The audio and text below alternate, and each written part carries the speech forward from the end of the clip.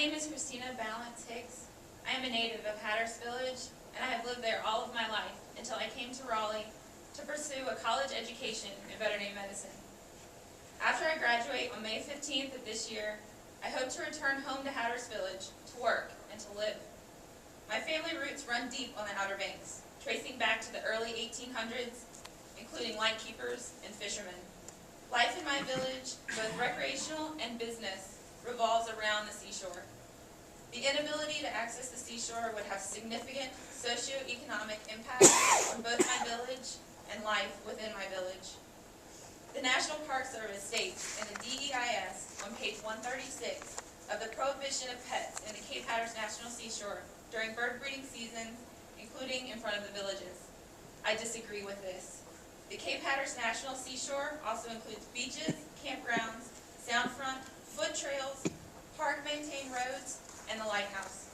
A leash law is already in effect that requires pets on the seashores to be on a leash, 6 foot long or less, thus minimizing the effects of these pets on breeding birds, and bringing the responsibility of keeping pets away from the nesting areas on the owners of the pets, as well as our law enforcement.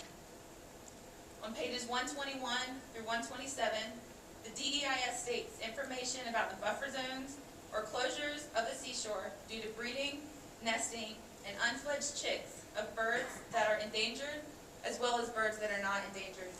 I disagree with the size of these buffer areas. National Park Service could successfully manage these areas with smaller buffer zones and ORV pass-through only corridors, as other national seashore parks have done in other areas along the East Coast. These areas have documented more resident birds than we do and have fewer closures than we currently have. On page 210, the National Park Service DEIS states that even with the resource closures in place, protected species are still at risk from pedestrians and ORVs. I disagree with this statement as well. With an increase in visitor information, education, and signage, ORV violations continue to decrease. It is documented that no piping plover deaths have ever been attributed to visitor ORVs, but only to National Park Service vehicles.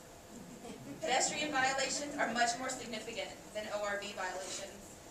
On pages 1 through 830, nowhere is it clearly addressed that the overwhelming majority of negative impacts will be felt by families, businesses, and the livelihood in the seashore villages.